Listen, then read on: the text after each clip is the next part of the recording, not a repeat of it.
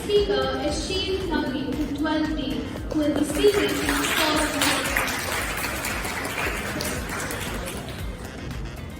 starting in 3, 2, 1. A delightful morning, honorable jury members, fellow debaters, and the lovely audience. I am Sheen Tyagi of class 12B, and I will be speaking for the motion being Fairytales affect children's perception of reality. What do Cinderella, Sleeping Beauty, Snow White, Rapunzel, and Ariel have in common? Well, they are all flawless and amiable. They have a villain in their life in the form of an evil stepmother or witch, who is ultimately defeated by the most handsome prince ever, who rescues the protagonist from her unfair conditions, and they live happily ever after. Let us discuss why this, in its entirety, is problematic. Fairytales normalize having a low self-esteem. Have you ever wondered why the protagonists in fairytales are always fair, skinny, docile, and agreeable? Why is it never portrayed to have dark skin, be curvy, be opinionated, be self-sufficient?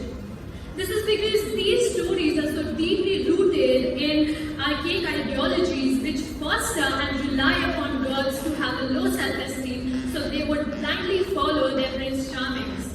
You will never see a plus-size heroine or gentle inclusivity in physical appearances or ethnical backgrounds being represented. Fairytales encourage unrealistic ideas of love. The love interest is always portrayed to be wealthy, to be handsome, to be savior-like brave, and to be the ultimate happy ending.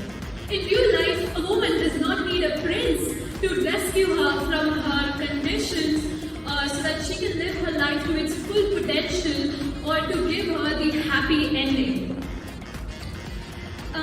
Fairytales ingrain the farthermost misconception about good versus evil.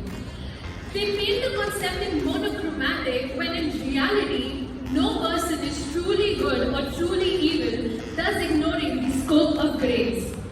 To conclude, although fairytales give a good sense of optimism and imagination to children, sooner or later they go overboard to become a story which is giving a naive look up to children of the real world. These stories need to be reinvented so they can become less dubious and fictitious and more insightful and realistic. Thank you. The speaker is now open to interjections.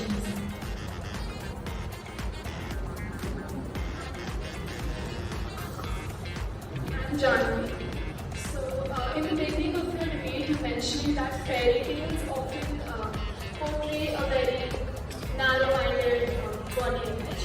For example, like all girls are slim and all men should be tall and fit.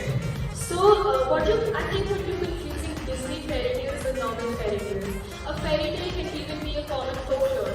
And so, to give you an example of a Disney fairy tale as well, in Snow White, the prince has a dusky skin.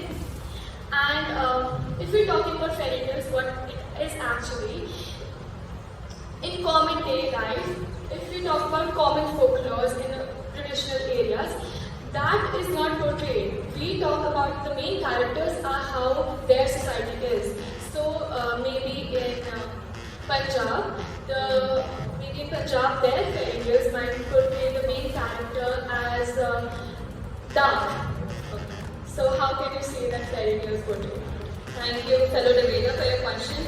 So my argument is mostly about mainstream stories because the folklore that you mentioned, have you ever heard of a folklore? Like personally, I don't feel you get to hear about folklores unless you're visiting your extended family or you're going to your village to see what your true bonds are. So what I'm talking over here is about mainstream fairy tales because those are the stories that we get to hear.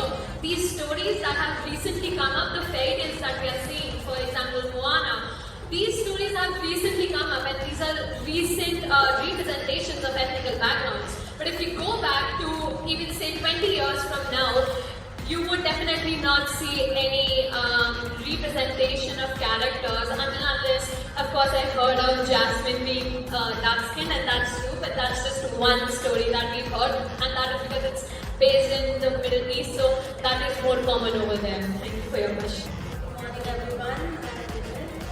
She mentioned that the dark that all girls are portrayed as beautiful and innocent, all that has to do with Prince Charming. So, don't you think that in Snow White there were dwarfs who saved Snow White? So, do you think that children are really affected only by the body shaming and beauty standards, and there is no positive aspect? Because first of all, they grow up and they go out. You don't see children going around shouting that, oh my god, you are fat, and oh my god, you are. Thank you for your question, audience member. To question your part about shouting, I feel that body shaming is part of the mainstream. The mainstream right now, we have a lot of discussions about that. So body shaming is definitely there, still there. And in children, of course, there still exists. I mean, I know because I was called fat a lot of times. So it's not that you're not called that. And as for the dwarfs that you gave as an example, they were just what's the word called? They were just supporting actors. There was no stories about them. They were just there in the background, and they were not really portrayed in a very good light. If you go on to read the classics, not just the children's book, just please read the proper classic. They were just there in the background. No one gave any focus to them, and also they were kind of portrayed on to be using Snow White for their work. So, the representation problem is a big problem, and that is also presented in the society that we live in. And that's something that we need to counter with good stories, which instill a sense of responsibility and inclusivity in children, because that is so important. We can't differentiate amongst ourselves by just saying, okay, this person is dark, we won't talk to them, or this person believes in this religion, we won't talk to them. We need to be very inclusive, and we need to include all types of stories in our folklore and fairy tales. Thank you. Congratulations to all the participants. Now moving on to the results. The second position has been bagged by Sheen Tyagi.